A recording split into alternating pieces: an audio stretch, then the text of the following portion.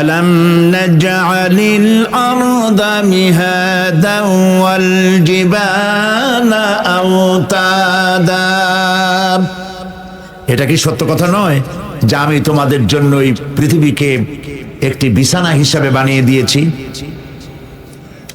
আর এই পৃথিবীর উপরে পাহাড়গুলি দিয়ে পেরেকের মতো পাহাড়গুলিকে প্রথিত করে দিয়েছি। ওয়াখালাকনাকুম আজওয়াজা, এবং পৃথিবীর মানব বংশ অথবা যে কোনো প্রাণী এবং জন্তুর বংশ বৃদ্ধির জন্য তোমাদের স্ত্রী জাতীয় এবং পুরুষ জাতীয় জোড়ায় জোড়ায় সৃষ্টি করেছি। ওয়াজআলনা নাওমাকুম সুবাতা, আর তোমাদের জন্য তোমাদের ঘুমকে শান্তির বাহন করেছি। ওয়াজআলনা লাইলা লিবাসা, আর রাতকে করেছি আবরণ অথবা আচ্ছাদন। ওয়াজআলনা নাহারা মাআশা, আর রুজি কামাবার জন্য দিনটাকে করেছি আলোকোজ্জ্বল। ওয়া বানাইনা ফাওকাকুম সাবআন শিদাদা, আর তোমাদের উপরে 7টি মজবুত আকাশ স্থাপন করেছি। ওয়াজআলনা সিরাজান ওয়াহাজা, আর তাতে একটি অতি উত্তপ্ত অতি উজ্জ্বল একটি বাতি সৃষ্টি করেছি। ওয়ানজালনা মিনাল মু'সিরাতি মাআন সাজ্জাজা, এবং ঊর্ধ্ব দেশ থেকে অবিশ্রান্ত অবিরাম ভাবে বৃষ্টি বর্ষণ করি। কেন? লিনুখরিজা বিহি হাব্বান ওয়া নাবাতা, যাতে করে শস্য, শাক, সবজি, উদ্ভিদ আর নিবিড় বাগান সৃষ্টি করতে পারি। এই ছিল তেলাওয়াতকৃত আয়াতের শাব্দিক তর্জমা। আসুন এবার ব্যাখ্যায় চলে যায়। আল্লাহ পাক বলছেন, দেখো এই পৃথিবীটাকে, এই জমিনটাকে একটি বিছানা হিসাবে আমি বিছায় দিয়েছি, শান্তিময় আবাস ভূমিতে পরিণত করে দিয়েছি এই পৃথিবীটাকে। আল্লাহ পাক বলছেন, الذي جعل لكم الأرض مهدا وجعل لكم فيها سبلا لعلكم تهتدون। যিনি পৃথিবীকে তোমাদের জন্য দোলনা বানিয়ে দিয়েছেন আর সেখানে তোমাদের জন্য রাস্তা তৈরি করে দিয়েছেন যাতে তোমরা গন্তব্য খুঁজে পাও। সূরা নাবার মধ্যে আল্লাহ পাক পৃথিবীকে বলেছেন বিছানা, আর সূরা আয-যুখরুফের মধ্যে বলেছেন দোলনা। পৃথিবীটাকে আল্লাহ কি বললেন? দোলনা। দোলনার মধ্যে শিশু যেমন শান্তিতে ঘুমায় থাকে, এই পৃথিবীটাকে তোমার জন্য শান্তিতে ঘুমাবার জন্য, চলাফেরা করার জন্য আমি এই পৃথিবীকে শান্ত করে দিয়েছি। সুবহানাল্লাহ। এবং গন্তব্যের জন্য, যাতায়াতের জন্য আমি রাস্তা বানিয়েছি।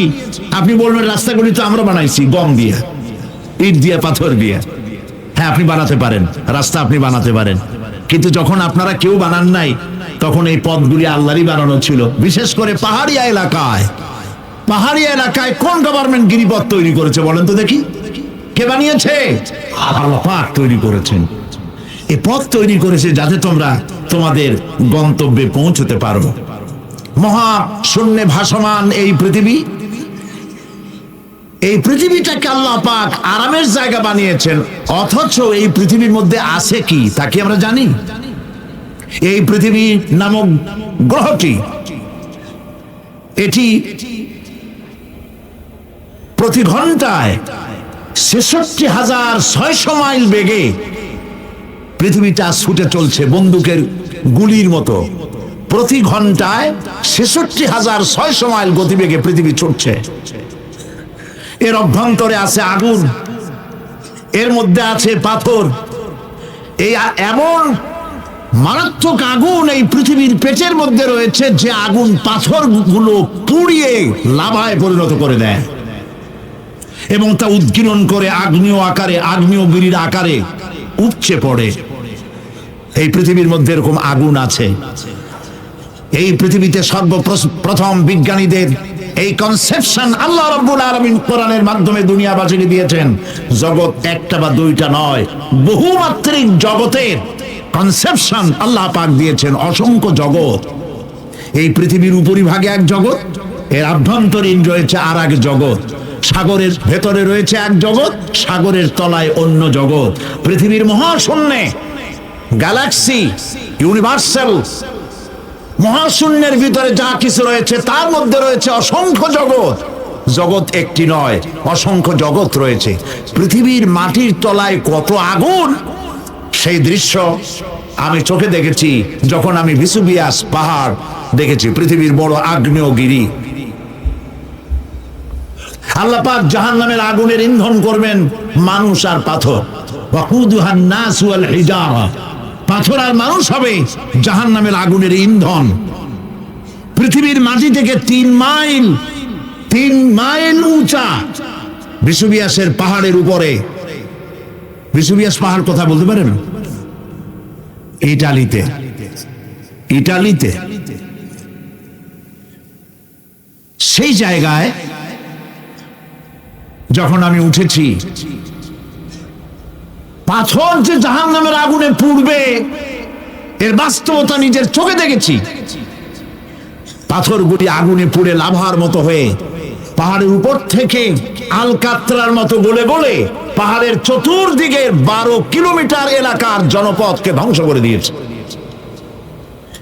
ইটালিতে আরো একটি জায়গা আছে যেটার নাম সিসিলি, সেখানেও একটি জীবন্ত আগ্নেয়গিরি আছে, যেটা আগুন এখনো জ্বলতেছে, যে কোনো মুহূর্তে এ আগুন ছড়িয়ে পড়তে পারে। কাজেই পৃথিবীর মধ্যে একদিকে রয়েছে, এর মধ্যে রয়েছে আগুন, রয়েছে পাথর গলায়া লাভা বানাবার মতো বিরাট শক্তি। সেই পৃথিবীটাকে আল্লাহ পাক এতটা শান্ত করে রেখেছেন, তোমরা যেন নিশ্চিন্তে এর কোলে দোলনার ভিতরে শিশু যেমন ঘুমায়, এই পৃথিবীটাকে তোমার জন্য দোলনা বানিয়ে দিয়েছে। তাও আমরা সুবহানাল্লাহ বলবো না? সুবহানাল্লাহ। বন্দুকের গুলির চাইতেও দ্রুতগামী এই পৃথিবী ছুটছে। সেই পৃথিবীকে বিনা দ্বিধায় আমরা খুঁজছি, সেটাকে চিরে ফেলছি এবং তার পেট থেকে রিজিক হাসিল করছি। ঠিক কিনা বলো?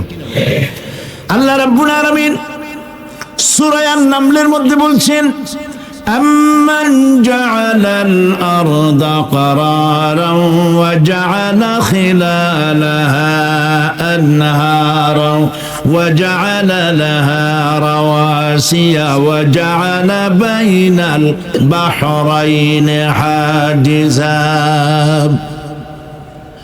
আর তিনি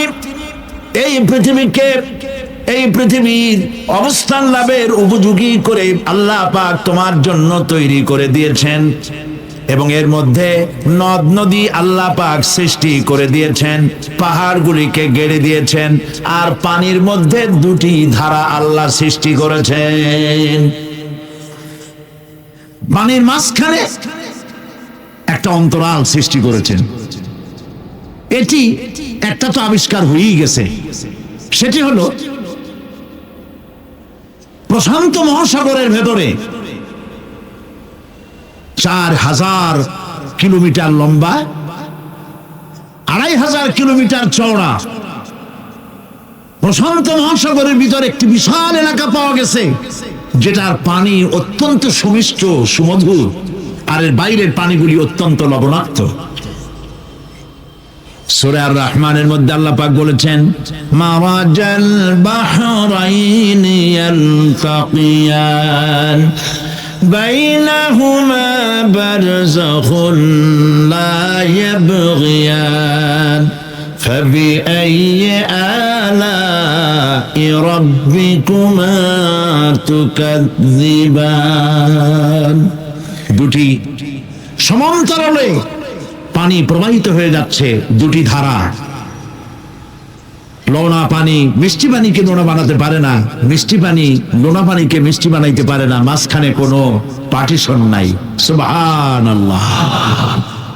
আমার দেশের পদ্মা, গঙ্গা, যমুনা, মেঘনা এর মিষ্টি পানিগুলি ভাটি এলাকার বঙ্গোপসাগরের নোনা পানির মধ্যে ছুটে যায়, আবার জোয়ারের টানে বঙ্গোপসাগরের মুখ ফিটা হয়ে যায়, এমন নোনা পানি মিষ্টি দরিয়ার মধ্যে এসে ঢুকে যায়।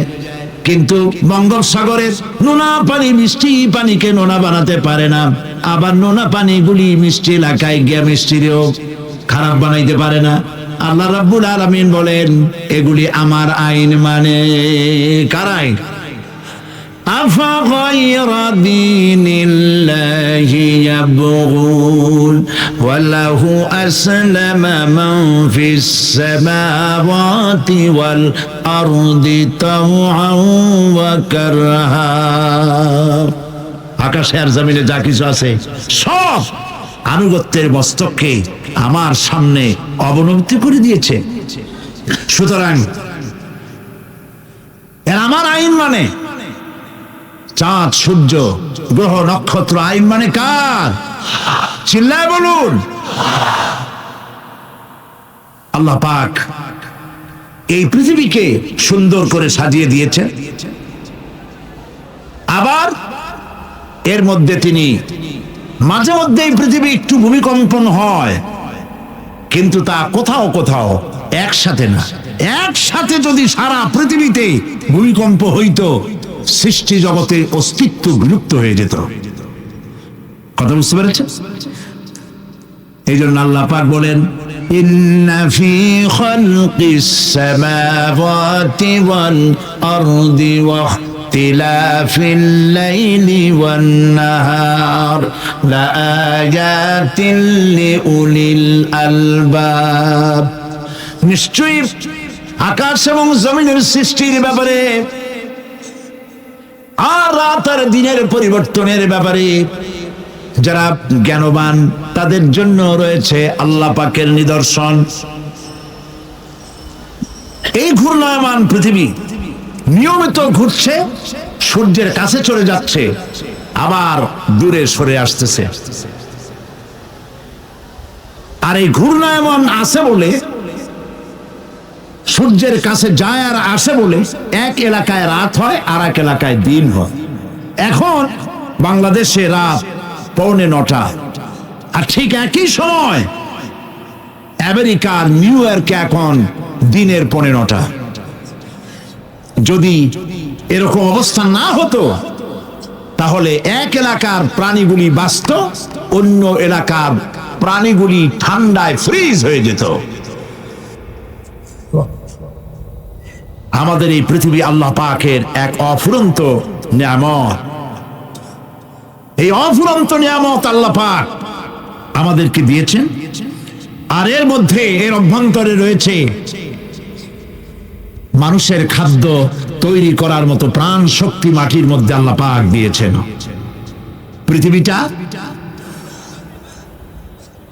এটি সূর্যকে আর চন্দ্রকে আল্লাহ পাক একটা নির্ধারিত মেজারমেন্ট করে রেখেছেন, একটা ঠিক সঠিক জায়গায় রেখেছেন। বিজ্ঞানীরা বলেছেন সূর্যর যে ডিগ্রিতে এখন আছে ওর থেকে কয়েক ডিগ্রি যদি নিচে নেমে আসতো, গোটা পৃথিবী জ্বলে পুড়ে ভস্ম হয়ে যেত। আবার সূর্যটা যেখানে আছে ওখান থেকে আরো কয়েক ডিগ্রি যদি উপরে উঠে যেত, তাহলে গোটা পৃথিবী ফ্রিজ হয়ে যেত, প্রাণী জগতের অস্তিত্ব শেষ হয়ে যেত। চাঁদ সম্পর্কে বলা হয়েছে চাঁদ যত ডিগ্রিতে আল্লাহ পাক স্থাপন করে রেখেছেন, ওর থেকে কয়েক ডিগ্রি উপরে যদি উঠে যেত, গোটা পৃথিবী মরুভূমি হয়ে যেত। আর যদি কিছু নেমে আসতো, গোটা পৃথিবীতে জলোচ্ছ্বাস হয়ে পানিতে পৃথিবী ডুবে শেষ হয়ে যেত। তাও সুবহানাল্লাহ বলবো না? এ সমস্ত কুদরত কার? আল্লাহ পাক। আল্লাহ রাব্বুল আলামিন এরপরে বলছেন ওয়াল জিবালা আওতাদা, মাটিকে বানালাম বিছানা, আর এই বিছানাকে এটা যেন তোমাকে নিয়ে নড়াচড়া করতে না পারে, সেই জন্য আমি পাহাড়গুলি পেরেকের মতো গেড়ে দিলাম। এখানে আছে যে পাহাড়কে পৃথিবীর মধ্যে পেরেকের মতো গেড়ে দিছি। কেন দিছি সেটি এসছে অন্য আয়াতে। আল্লাহ রাব্বুল আলামিন বলেন ওয়া আলকা ফিল আরদি রাওয়াসিয়া আন তামিদা বিকুম। আল্লাহ পাক বলেন তিনি জমিনে পর্বতের নোঙ্গর, পর্বতের পেরেক রকম করে এই পৃথিবীর মধ্যে গেড়ে দিয়েছেন, যেন পৃথিবীটা তোমাকে নিয়ে যেন হেলাদোলা করতে না পারে। এই পাহাড় পৃথিবীর ভারসাম্য রক্ষা করেছে।